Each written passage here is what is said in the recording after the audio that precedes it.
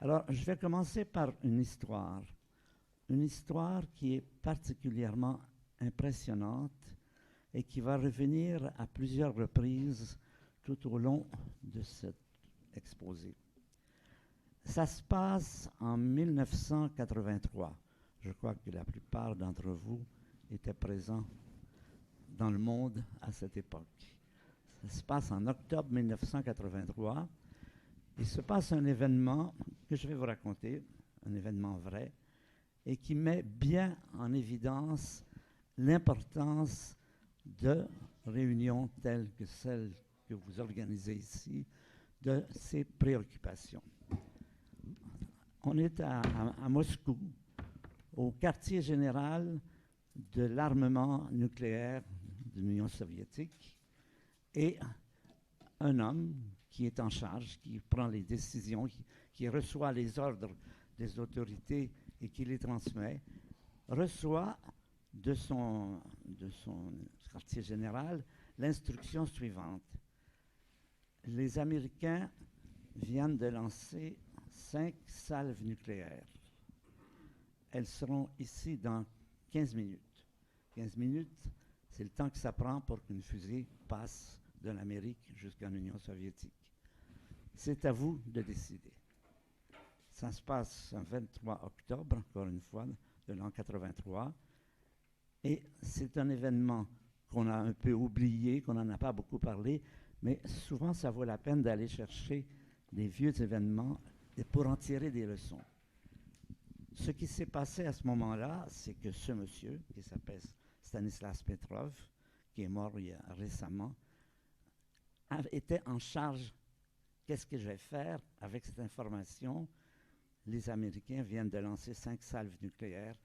J'ai le pouce sur le fameux bouton rouge. Je ne sais pas si c'est vraiment un bouton rouge, mais n'importe. Ce monsieur décide de ne rien faire. Il a eu raison. C'était une fausse alarme. Mais pourquoi a-t-il voulu ne rien faire? On lui a demandé, on lui a dit, vous avez désobéi aux ordres. Il a été puni. Après, il a été récompensé. Il a même un prix à son nom qui a été décerné par un institut suédois. Vous trouverez tout ça sur Internet. Encore une fois, il s'appelle Stanislas Petrov. Quand on lui a demandé, mais pourquoi vous n'avez rien fait? Vous aviez les commandes. Et il a répondu, j'ai réfléchi, je n'avais pas envie de démarrer une guerre nucléaire. Voilà pourquoi il a refusé. Simplement, il a dit, j'en avais pas envie de démarrer une guerre nucléaire dans laquelle l'humanité aurait pu, on ne sait jamais, aurait pu disparaître et nous pourrions ne pas être ici aujourd'hui dans ces conditions. Eh bien, c'est en mettant en œuvre justement en face ce qui pouvait se passer avec toute l'histoire antérieure qu'on peut tirer les leçons. Les leçons, c'est quoi? C'est que l'humanité aujourd'hui possède des armes capables de s'exterminer elle-même. Quand j'étais étudiant aux États-Unis dans les années 60, dans les pires moments de la guerre froide, on parlait de ce qui s'appelait « the overkill power ». Ça voulait dire combien de fois peut-on éliminer tout le monde avec l'armement que nous avons.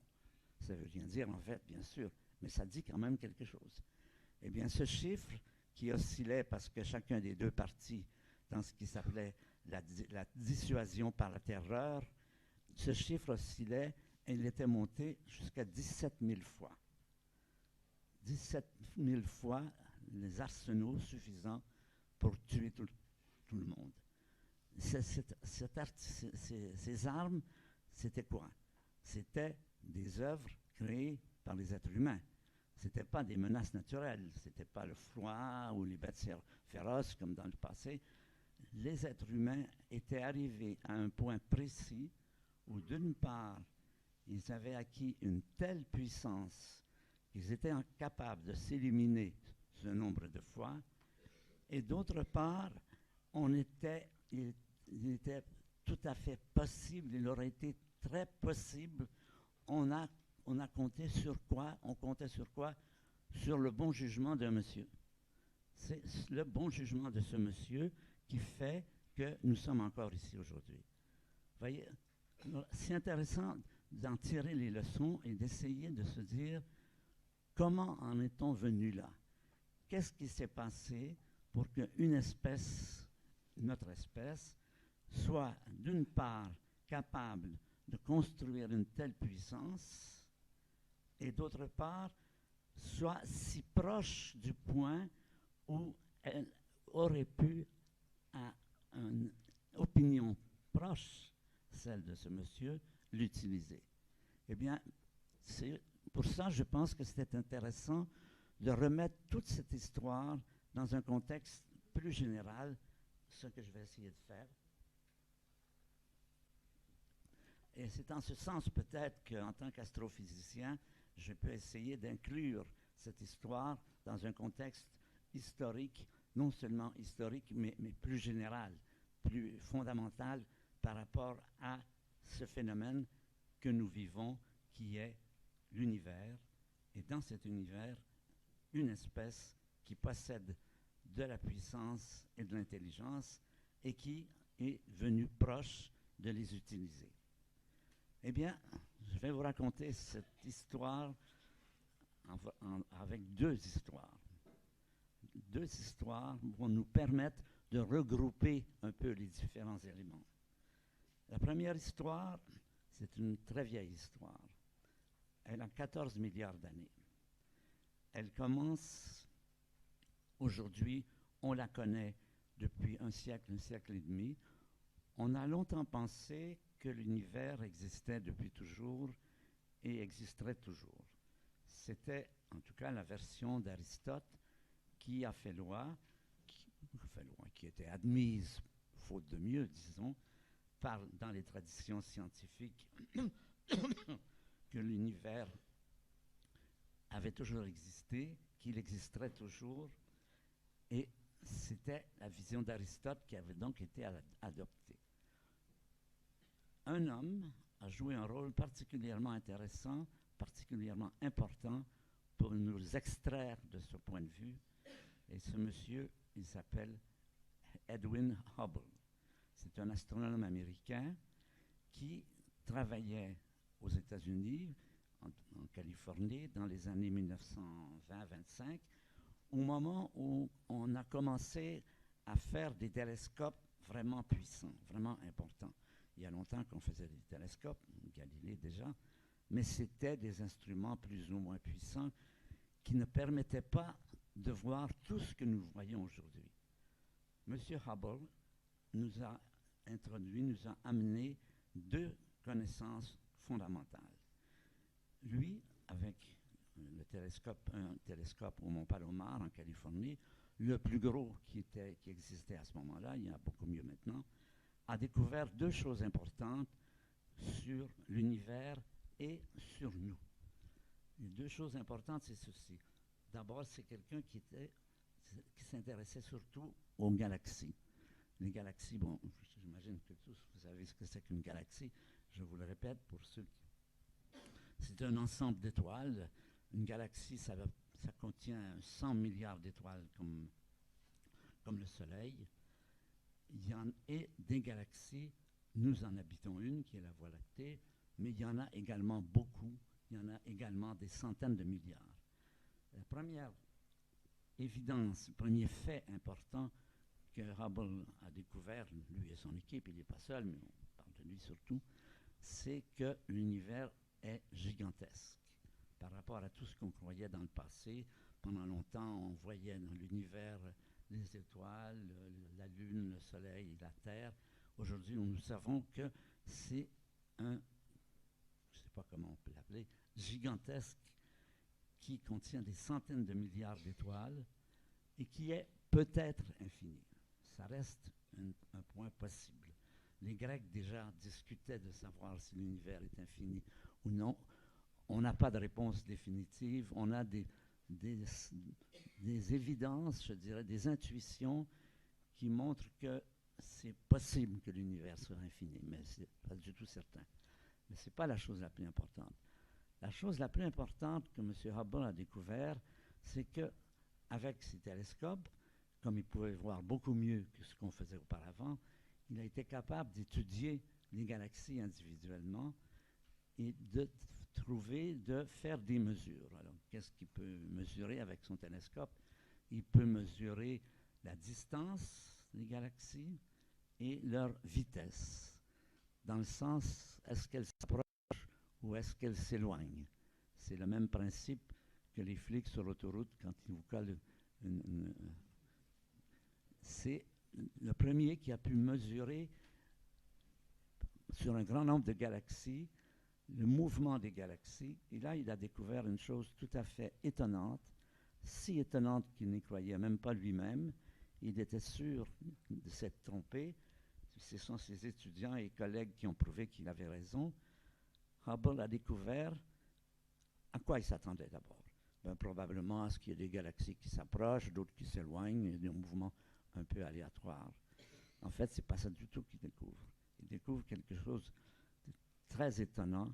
Il découvre que toutes les galaxies, presque toutes les galaxies, s'éloignent de nous. Et s'éloignent avec des vitesses très particulières. Celles qui sont proches s'éloignent lentement, celles qui sont loin s'éloignent plus rapidement. On appelle ça l'expansion. C'est la découverte du fait que l'univers est en expansion. Ça, c'est la première chose qu'il introduit. Le mouvement, l'univers est dans un mouvement organisé qui s'appelle l'expansion, dans lequel les galaxies s'éloignent les unes des autres. C'est la première chose. Et ça va tout à fait, évidemment, c'est incompatible avec l'idée d'un univers éternel et inchangeant que l'on caressait déjà depuis plusieurs milliers d'années et qui montre qu'il y a un mouvement d'ensemble de l'univers. Alors, n'imaginez pas que nous sommes au centre de ce mouvement. Toutes les galaxies regardant, toute personne sur une galaxie regardant les autres galaxies verrait la même chose. L'univers est en expansion. Ça veut dire quoi? Ben, ça veut dire que dans le passé, les galaxies étaient plus proches. Ça veut dire qu'à l'avenir, elles seront plus loin, puisque l'univers est en expansion. Ça veut dire qu'il se passe des choses à l'échelle du cosmos, ce qu'on ignorait totalement. Il y a un mouvement organisé à l'échelle du cosmos qui est ce mouvement dont je viens de parler et qui montre que ce qui est peut-être l'information la plus importante que nous ayons en science depuis longtemps, l'univers a une histoire. Il a une histoire dans le sens que si vous reculez suffisamment dans le passé, vous arrivez à un moment où toutes les galaxies sont accumulées les unes sur les autres, toute la matière est accumulée, et donc il y a ce qu'on peut appeler un début, si on veut mettre des guillemets, un début, un mouvement d'expansion de l'univers. Ça, c'est l'événement peut-être le plus important qui va contre 2000 ans de tradition dans lequel l'univers était considéré comme quelque chose qui n'a pas d'histoire. Si rien ne change, il n'y a pas d'histoire. Pour qu'il y ait de l'histoire, il faut qu'il y ait quelque chose qui change. Hubble est celui qui a montré qu'il y a de l'histoire dans l'univers et que cette histoire, nous en faisons partie en tant que nous sommes également des chapitres de cette histoire. Nos vies s'incluent dans cette histoire. Et quelle est cette histoire? Eh bien là, c'est le travail de tous les scientifiques depuis cette période, d'essayer de reconstituer cette histoire, un peu comme des historiens ou des préhistoriens qui cherchent des fossiles pour essayer de recréer, reconstituer le passé. Et pour décrire cette histoire, je vais vous présenter deux aspects de l'univers. L'aspect présent, celui que nous connaissons, nous vivons dans un univers qui est rempli d'objets, d'êtres, de choses très organisées. La matière cosmique contient à toutes les échelles des objets qui manifestent des comportements organisés. À partir des galaxies, encore une fois, qui peuvent contenir 100 milliards d'étoiles, et ensuite, par ordre décroissant, il y a des étoiles, il y en a des bleus, des jaunes, des rouges, elles ont également leur histoire. Il y a des planètes, il y a sur notre planète, il y a plus de 10 millions d'espèces vivantes, à partir des bactéries jusqu'aux baleines. Tout ça, ce sont des systèmes organisés qui vivent, qui manifestent une structuration. Et on continue encore dans le plus petit, on arrive au niveau des molécules géantes, de l'ADN par exemple, des atomes, des molécules simples et des atomes et des particules élémentaires. Nous vivons dans un univers qui est richement organisé en systèmes et structures de toutes dimensions. Ça, c'est le deuxième point important. Arrive ici un autre événement qui se passe cette fois en 1965. En 1965, par hasard, des radioastronomes découvrent ce qu'on appelle aujourd'hui le rayonnement fossile. Le rayonnement fossile, c'est un rayonnement radio dont on a maintenant toutes les preuves, je ne vais pas vous les donner, on en aurait pour longtemps, que l'image que nous percevons, que nous appelons le rayonnement fossile, est une image de l'univers dans ses tout premiers temps. C'est ce qu'aurait vu quelqu'un qui aurait été présent au tout début de l'univers. Donc l'histoire, ça va être d'essayer de reconstituer ce qui se passait entre les deux. Eh bien, la différence importante, c'est que cette image que nous appelons le rayonnement fossile montre un univers totalement instructuré. Il n'y a pas de galaxie, il n'y a pas d'étoiles, il n'y a pas de planète, il n'y a pas d'êtres vivants et d'êtres humains. Il n'y a pas non plus de molécules, il n'y a même pas d'atomes, il n'y a même pas de protons et de neutrons. Ce qui veut dire que l'histoire de l'univers, c'est l'histoire de comment une matière instructurée, obéissant aux lois de la physique, s'est progressivement structurée pour arriver à être très richement organisée. Nous sommes dans un univers qui a une histoire, et l'histoire de l'univers, c'est l'histoire de la matière qui s'organise sous nos yeux, ou sous les yeux de nos télescopes. Et voilà donc ce qu'a amené M. Hubble, et ensuite, après coup, tout ce qui tourne autour de ce qu'on appelle le Big Bang, c'est-à-dire qui nous permet d'avoir un scénario crédible. Alors, en science, on n'est jamais dans la vérité pure, hein, on n'est jamais dans dire c'est vrai, c'est faux. Ce qu'on peut dire, ce que la science vous dit, c'est ce qui est le plus plausible. Ça veut dire, à la lumière des observations et des théories, nous essayons de reconstituer un scénario qui colle avec observations et théories.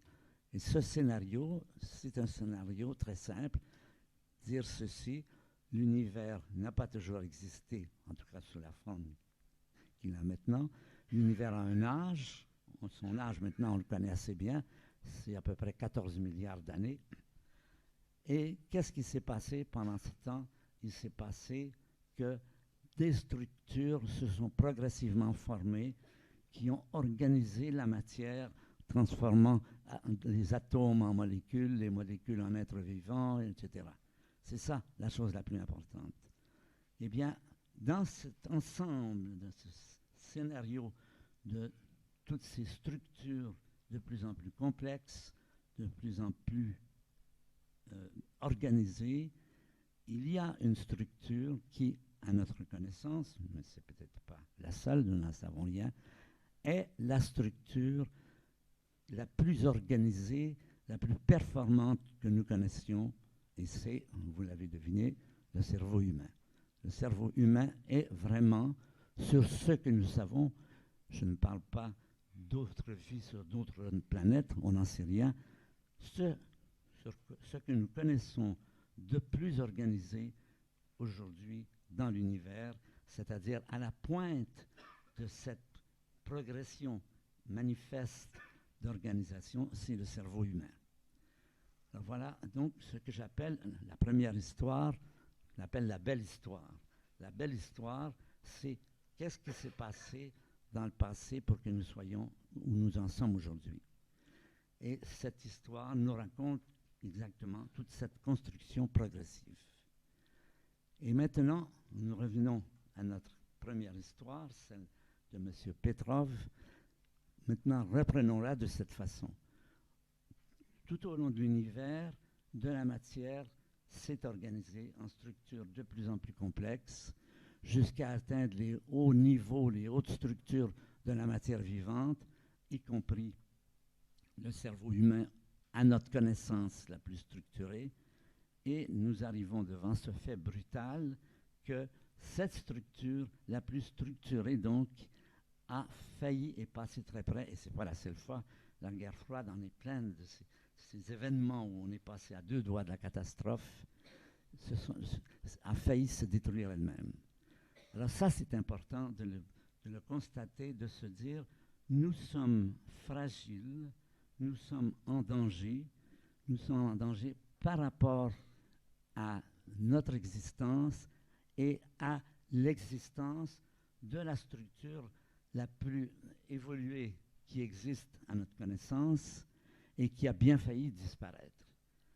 Et là, on retrouve les thèmes de l'éthique, justement, à ce niveau, de dire notre fragilité et les moyens à prendre pour essayer de s'assurer que sur la Terre, en tout cas, ce haut sommet de l'intelligence qui est l'intelligence humaine ne va pas bêtement être annulé pour lui-même. Souvent on me demande ce que je pense de l'humanisme, l'homme transformé et tout ça, et j'aime bien reculer dans le passé, remonter jusqu'à 400 000 ans. 400 000 ans, c'est le moment où les êtres humains découvrent le feu. Ça se passe quelque part en Chine, est-ce qu'on dit, on commence à faire des foyers. Le feu, c'est quoi? C'est une découverte qui est due à l'intelligence humaine, typiquement, qui peut maîtriser le feu. Et c'est une découverte avec laquelle vous pouvez vous réchauffer, mais vous pouvez aussi mettre le feu à la maison du voisin. C'est-à-dire que le problème est très clairement posé il y a 400 000 ans. Nous sommes dans le même problème. Et le problème, c'est qui décide. Ce n'est pas est-ce que telle invention en soi est quelque chose de bien ou de mal. La technique, c'est neutre. C'est ni bien ni mal. Ça dépend de qu'est-ce qu'on en fait et qui décide. Et le cas du feu se représente aujourd'hui. Nous nous retrouvons devant une situation semblable. Ce n'est pas simplement le feu, c'est tout l'homme transformé, tout ce qui pourrait se jouer, qui est en jeu. Nous savons que nous sommes fragiles, nous sommes passés plusieurs fois près de la catastrophe et que nous avançons dans une période encore plus dangereuse. Pourquoi? Eh bien, parce que les humains, qui sont très intelligents, font toujours des progrès. Ils font des progrès par rapport au feu. On a maintenant des armes, on a des objets de plus en plus. Un sujet qui est très débattu aujourd'hui aux États-Unis, c'est celui des armes autonomes. C'est à peu près ceci. C'est l'idée de dire, il y a un mot que j'aime bien qui s'appelle le délire technologique. Le délire technologique, on parlait de ça aux États-Unis dans les années 60, c'est l'idée qu'il faut faire tout ce qu'on peut faire parce que de toute façon, si on ne le fait pas, quelqu'un d'autre le fera. Ça, c'est quelque chose qui est très présent et qui est particulièrement dangereux, ce à quoi nous sommes confrontés. C'est cette possibilité que quelqu'un fasse des choses qu'on n'arrive pas à contrôler. Qui choisit, qui décide.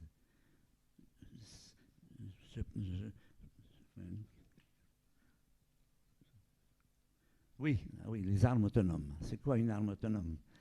Ben, c'est une arme qui n'a pas besoin d'avoir d'instructions pour fonctionner. Elle prend ses propres décisions. C'est-à-dire, vous pouvez faire une bombe qui elle-même peut, sans demander de permission, décide d'exploser. Ça, c'est vraiment, je dirais, un peu symbolique de ce qu'il y a de plus à craindre pour nous, pour nous aujourd'hui, c'est qu'avec tous ces développements et ces technologies de plus en plus fantastiques que nous avons, les êtres humains sont d'une intelligence fabuleuse, sont capables de faire des choses absolument fantastiques. Aujourd'hui, ce problème se pose et ça n'est pas facile. Si vous avez suivi ces débats, ce n'est pas tous les pays qui sont d'accord. On cherche à faire une entente internationale pour s'interdire de faire des armes autonomes létales, des armes mortelles, et c'est loin d'être gagné. Je vais vous donner un autre exemple des dangers que pose cette superpuissance que nous avons. On peut résumer la question, est-ce que l'être humain est capable de s'adapter à lui-même? C'est-à-dire, est-ce qu'il est capable, ayant acquis cette telle puissance, donc ça fait partie de lui, de l'empêcher de ne pas se détruire lui-même avec cette arme? Et un autre événement.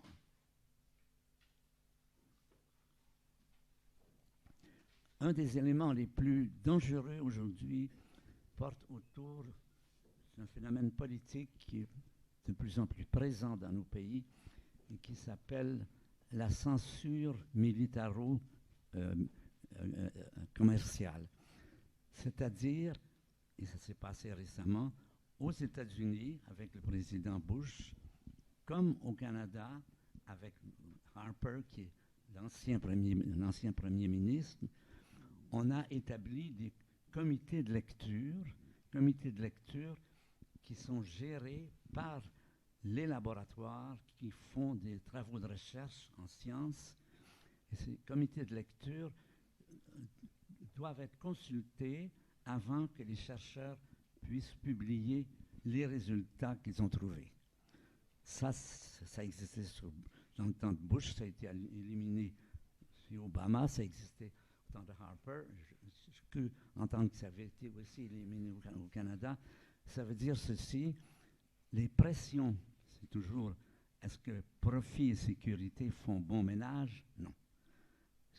Quand il y a moyen de faire des choses qui sont plus payantes, on est prêt à prendre des risques avec la sécurité, c'est-à-dire on est prêt à voir si on peut interdire tel article qui raconte les dangers inhérents, par exemple, au tabac ou au sucre ou à tout ce qu'on connaît. Ce sont peut-être les ennemis les plus puissants que nous ayons aujourd'hui. C'est quelque chose qui va être, je pense, un élément clé de la possibilité pour l'humanité de se survivre à elle-même. Ça va être cette mise au point de moyens d'éviter l'existence de tel comité de censure. Alors, je vais vous donner un autre exemple dont on parlait beaucoup quand j'étais étudiant. Il y avait en Amérique, comme vous savez, quand quelqu'un meurt, on l'expose dans un salon mortuaire. Et là, ça se passe dans un hôpital militaire. Et il y a une panne d'électricité. Et dans l'obscurité, le visage d'un homme s'illumine. Alors, tout le monde crie au miracle, mais sa femme dit non. Moi, c'est mon mari, je le connais, je sais que ce n'est pas un miracle. Il y a quelque chose derrière ça, il faut y voir. On a donc repris l'analyse, qu'est-ce qu'on a trouvé? Il faisait partie de ces programmes que l'armée américaine faisait de traitement des malades en fin de vie avec des substances radioactives pour apprendre justement la médecine nucléaire. Mais là, vous avez un exemple tout à fait typique d'événements. Je crois que ce sont ces événements, ces choses-là, qu'il est important pour moi de prendre en considération. Et je sais que ce congrès, vous allez parler de beaucoup de sujets qui sont des sujets très bien, tout ça, mais je crois que cette idée de mettre en évidence, je dirais, la phrase la plus importante, essayons de voir à ce que l'être humain ne s'élimine pas lui-même avec ses propres moyens. C'est, je crois, le problème fondamental. Voilà. Hubert Reeves, merci.